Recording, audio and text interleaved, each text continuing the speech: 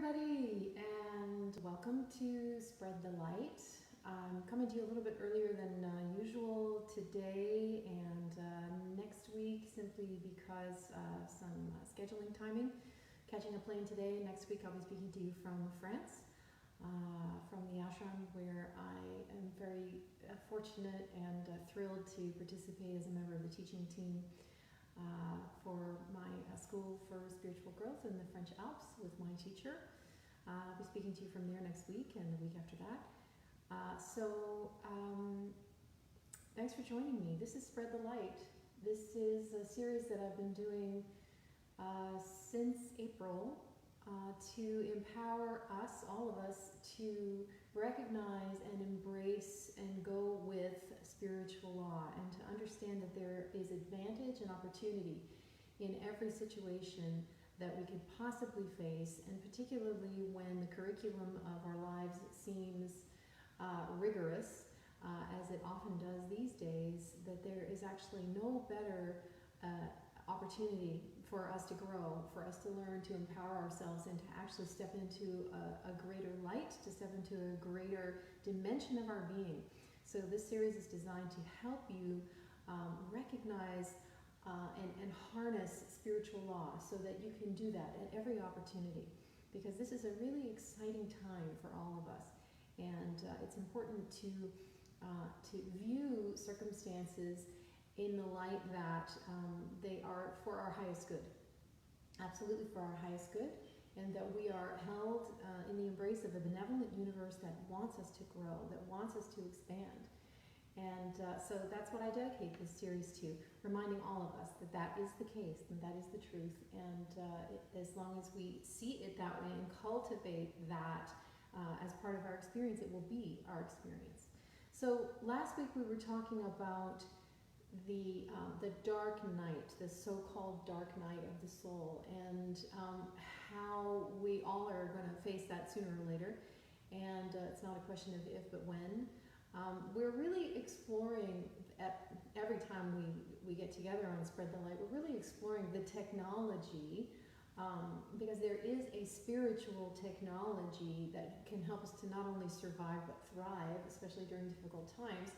So throughout this whole series and everything that we talk about on Spread the Light, it is exploring the technology, the spiritual technology of how to navigate life's crucial moments and sometimes the tougher moments.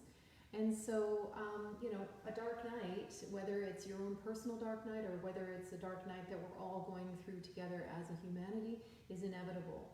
And it's not a matter of if it's going to happen, it's a matter of when. And so it's good to be prepared to take advantage of that experience and to use it to help develop the spiritual muscle that it's intended to develop for us. So the dark night is always there to birth the next larger version of you. So this is what we were talking about last week, that there's always something greater in us that's seeking to emerge, always. It's the pull of life itself, and that pull can never be denied, it can never be suppressed.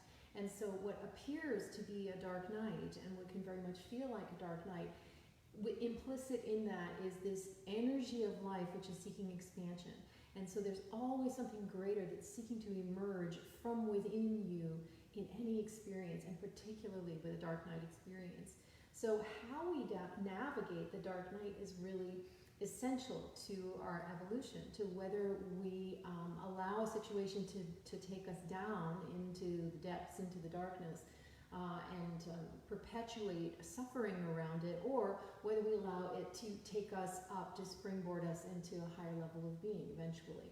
So we looked at some tools last week for navigating the dark, and one of them, the first one, was to dare the dark, to look at it in the face and understand that you can't do a spiritual bypass here, and that that we are more than any experience that we could have. Even though it may seem bigger than us, even though we may feel overwhelmed, where the essence of what we are is infinite and it's divine. And so that essence, which is always with us and which can never leave us, is greater than anything we can be facing.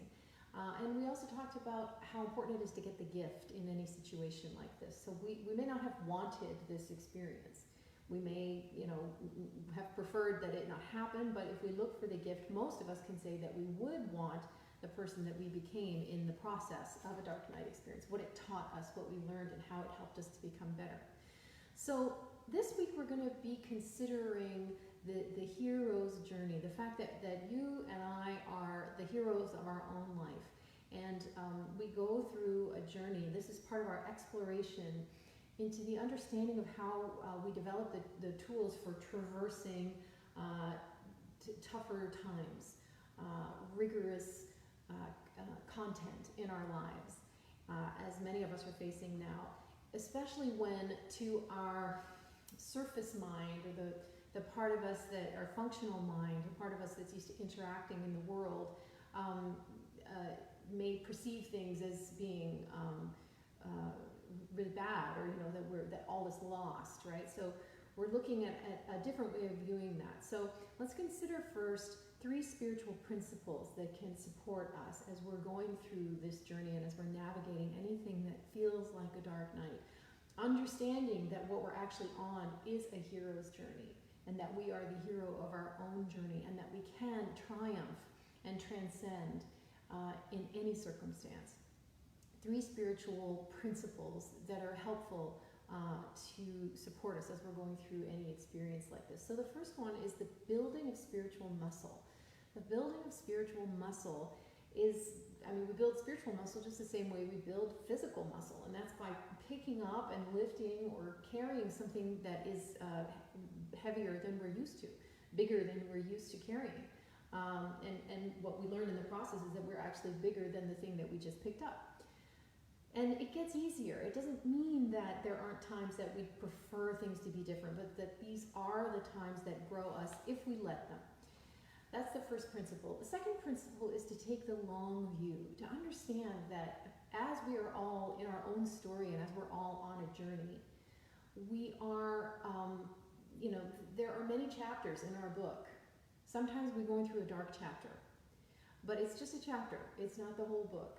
And the more we're able to take the long view our present difficulties in a much larger context, a much larger story, the more empowered we become. So when we can hold what we're going through with a much larger perspective and take the long view, it gives us perspective, and it gives us an ability to become bigger than the thing that we're facing. So it's okay for us to have a dark night experience. It's okay for us to feel fear and to feel like, what we're going through is rigorous, but we want to have that experience without it having us. So taking the long view gives us this higher perspective, bird's eye view. You can see things when you elevate yourself, particularly when you elevate your frequency, which is something we often talk about. You're able to see things from a greater point of view, from a higher vantage point, like a bird that's flying over. And you know how it is when you go up in a plane or when you climb a mountain and you see things on the ground that you couldn't see when you were on the ground level. You couldn't see the patterns and things, but when you get up high, you go, oh, look at that. I didn't realize that was actually an interlocking pattern, that there was a pattern there. You can see things that you couldn't see before. So taking the long view. The third principle is being called to higher ground. We are always being called to higher ground. So that in us which longs for more life, is our divine essence. And it is constantly seeking a greater and a freer and a fuller, more expansive expression of itself by means of us. So, this is the same power that makes plants grow. It is the same power that spins the planets, that creates suns and stars and galaxies, and this infinity that we can perceive in the night sky. This power that is breathing us is that very same power. And it is infinitely creative. It always wants to expand, to grow, to experience more. So that feeling that you have of what you would love, what you're longing for, what's pulling you forward in this upward spiral of becoming in life, that feeling of life itself, it is the spirit of life itself expressing through us. So it's always natural for us to be wanting more. And when we feel that feeling, and particularly when we go through a dark night experience, we're actually being called to higher ground. Now the thing is, sometimes we're we're afraid to take the steps we need to take in life to answer the call of that spirit of life which wants us to grow and which wants us to have new experiences and dare to go beyond what we know, to leave our comfort zone. Sometimes we are afraid to take the steps that we need to take to honor that and to serve that, to make things a reality, so we end up feeling stuck. And then what happens is that unexpressed life, that unexpressed or unlived life, because we can never suppress that infinite power of life within us. It's not possible. It will seek expression, and it will find expression, whether it's in the form of a greater expansion, a greater life for us, or whether it's in the form of some kind of distortion of that energy because we couldn't allow it to grow and expand. It will find expression.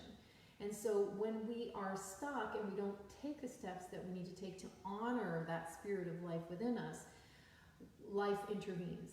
Life intervenes. And it's not that we've done something wrong, we're not being punished, it's that it will create, the spirit of life itself within us will create a circumstance, will create a condition, create some kind of situation to call us to higher ground, to call us into greater experience and expression of who we are and who we're capable of being, who we're capable of becoming.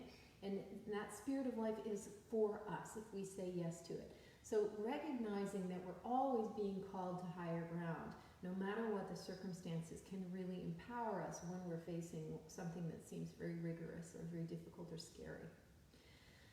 So, it's that same thing that we always come back to, which is that it's not, as Marianne Williamson said, it's our light, not our darkness, that we're most afraid of, right? The call to experience more, to expand more, is the light within us that wants to shine, that wants greater expression. And sometimes we're far more afraid of that great power, that infinite light that's within us, than we are of the darkness that we might fear is within us. So this is always an invitation to say yes to that. Now let's look at the hero's journey as a template for understanding our own process. No matter who we are, whether it's you, whether it's me, or somebody else, we're all a hero in our own journey. We each have our own story, and there are certain archetypal stages that we can recognize through the process of life. And it's good to be able to recognize them, because when they come up, when we recognize where we are in the process, it can be reassuring and it can empower us. So as we go through life, when something happens, we call it the departure. Something happens it's the first step, that causes us to leave some sort of a life that we've known up until now. So whether it is the end of a long relationship, or the end of a job, or the end of a career, retirement, or the end of a phase of life that we've known up until now, some semblance of our security has been threatened or challenged, and it's no longer there for us. We have to leave our comfort zone. We can also think of this departure as a call to adventure. It's a call to a greater life. And so if you answer the call and say yes, things tend to go more smoothly because there's less resistance. But often we don't do that. Sometimes when things happen like that, we get scared, we want to resist, we want to hold on, and so we refuse the call.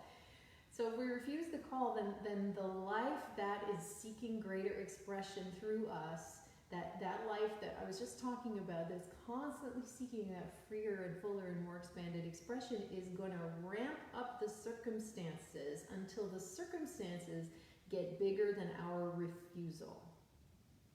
So this is often what happens when we have a crisis, right? And by the way, crisis comes from the root word of crisis is cross, which is, it's a crossroads. So when we're in a crisis, we're being asked to make a new choice, to redefine ourselves. So we're being asked to answer a call. If we refuse the call of that spirit of life which is seeking expansion, then it will ramp up the circumstances until the circumstances get bigger than our refusal to grow.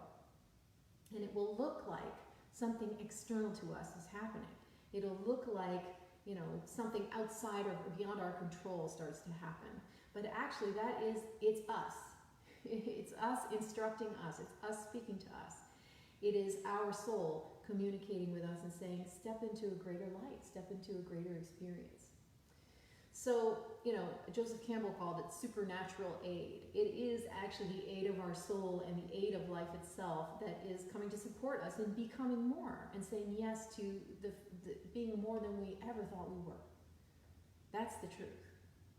So either we lean into those circumstances or the circumstances are going to lean into us. But either way, we've all done it both ways. And sometimes, looking back, you may think, well, I wish I had done things differently. But the truth is, if we could have done it differently, we would have. We would have.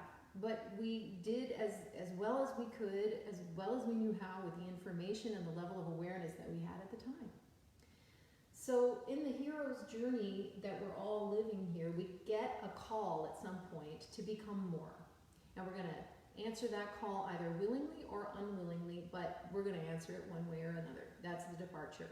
The second stage in these archetypal stages that we all go through is what we could call the initiation. So that's when we begin our journey onto the road of trials. So something has happened, we get the diagnosis, so the bankruptcy attorney says you got to close it down, the relationship ends, you're betrayed, something happens, right? And now everything's different. So this is the initiation. We feel like we're being tested, and we feel vulnerable to this new situation, whatever it is. And then, it reveals a part of ourself to us that we actually didn't know existed and that we wouldn't have known about if we hadn't been facing this experience. So that which we knew of ourselves up until that moment, which is mostly human, it encounters or meets up with the part of us which is infinite, which is divine. And again, this is crisis. This is what a cross is, right? There's a part of us that's going through time and space. There's think of it as a line, like a chronological line. We're born, and at some point, way in the future, hopefully, we have a death date. So this is the timeline that we have for this incarnation right now. Then there's another line that goes this way, and that is our infinite. That's our divine. As we're going through time and space, we meet with our divine. And the only moment that we can benefit from that intersection is now. It is the now. So a crisis is that crossroads right there, that crux where we meet with our divine. We truly can meet with our divine in any moment, but sometimes it's crisis that brings us into the realization of that. So it makes it more available to us somehow, and we begin to discover that there are parts of us that we didn't know existed, and that we have strengths and resources that we didn't know existed. So some of what is in our life right now can't go with us to the next place that we're going. It can't go with us into our next phase of evolution. It isn't possible because we outgrow ourselves. And it's scary to let some parts go, of course. But this is, our soul knows what it's doing with us. So when we're in crisis, when we're being initiated into the next level of being for ourselves, we will be asked to let some things go. Maybe it was, an old relationship or changing the form of a relationship. Maybe it was, the end of a certain profession or a certain kind of career and we have to reinvent ourselves. Maybe it's the end of an old way of thinking and being. Maybe it's the end of an old behavior, an old habit that we've decided that we have to let go for our health reasons, or we've decided that we're going to release because we've understood that it's prevented us from growing. Whatever it is, we're going to have to let it go. Right? Some of the structure of the life that you've known up until this crisis, whatever it is, some of the structures of that life are not big enough for the person you are becoming. And that's always going to be the case because we are a constant becoming. We're a constant green, growing human becoming. So your life is going to get bigger and better in ways that you can't even predict. And if you lean into recognizing that there is something magnificent that's happening with you right now, and that is life, this thing called life, even if it may not look magnificent or wonderful to you right now, it is, because that is life itself, and that is the call of life, growing you and calling you into a greater version of yourself. Finally, the last phase in this hero's journey of becoming is what we would call the return. The return. So the journey that you're on, whatever it is, your dark night, whatever you're facing, grows you, it changes you. You don't come back the same person. And I often talk about this upward spiral of becoming, right? So if we say yes to our growth, we don't stay in one place. We're on an upward spiral of becoming, and when we return to the same place, we're not actually in the same place, we're in a higher place. We're in a higher place on the spiral. And, you know, the journey has grown us. We've gained powers that we didn't know we had. We've developed abilities. We've grown in wisdom. And sometimes we can come back into what seem like the same circumstances, but we feel completely different on the inside. Or sometimes we come back into completely different circumstances. Either way, we get to be reborn into our own life in some way, shape, or form. So this is what it is to get the gift, you know, to get the gift that situation, that crisis, that dark night came to give you, and to move into the next stage of your evolution, and to be able to say, I would not wish where I went or what I had to do on anyone, but I would wish who it made me and what I became on everyone, right? So the thing that I most wanted to avoid, I'm glad that it happened actually, because it enabled me to become who I am now, and I recognize the value in that. That value is something that can't be quantified. So we're on this amazing hero's journey, each and every one of us, that enables us to discover the intersection between being fully human and fully divine at the same time. That is the beauty of being a human being. We are the only creature who can have conscious awareness and express and experience our divinity, which is infinite, within a finite form. This is a divine paradox, and it's the most beautiful gift of being human, because we are fully human and we are fully divine at the same time. And this is what crisis moments and dark night moments come to birth in us, is that real understanding, a felt understanding of that experience, and to honor that experience, and to support one another in honoring that experience, and to see it in the other, and to have other people see it in you so that you can see it in you. So the content of our lives is truly the curriculum of that discovery. Nothing can ever be wrong with your circumstances. Your circumstances as they are right now are exactly the circumstances that you need to be able to take the next step in your phase of becoming. So, what I would invite you to do is to reflect on your own hero's journey. You're the hero of your own story. So when have you experienced the phases of the hero's journey in your own life? What was your departure? What did you leave behind on your hero's journey? Did you answer the call willingly or reluctantly? And then what was your initiation? What did you encounter on your road of trials? What did you discover about yourself that you didn't know was there? And then when you returned from that, how had you been changed by your journey? What is it that you could share with other people about what you learned in the process? This is a very useful way to look at things, and I'm always trying to give you practical, actionable ways that you can recognize and apply spiritual law in your life. This is the most empowering and the most beautiful way to live, because the more you do that, and the more you have an awareness and a consciousness that this is a benevolent universe and that everything is for you, that nothing can ever be against you, you'll start to embrace the challenges as a way to grow in love and to grow in light and to shine your light even brighter. And the more you shine your light and allow that to happen, the more you can inspire and illuminate the path for other people who are longing to do the same. Because that's all we're longing for at the end of the day, isn't it? We just all want to feel good. We want to be happy. We want to feel alive. And we want to know that our lives have meaning. We want to know that we have purpose, and we do. So I leave you for the time being. I bless you all. Thank you always for your sweet notes and the messages that you send me about this. I'm glad that you're finding this valuable. And I look forward to seeing you next week, broadcasting probably at a different time. I'll be in France, but I'll be in the middle of my duties as a teacher at Amrit Nam Sarovar, which is the School for Spiritual Growth that I'm a part of in the French Alps. I'll be there. But I'll be finding a time and a place to broadcast to you when I have a moment of quiet where I can do so. I'm looking forward to sharing everything that I have to share with you from that place as well. In the meantime, much love, many blessings. See you later. Bye.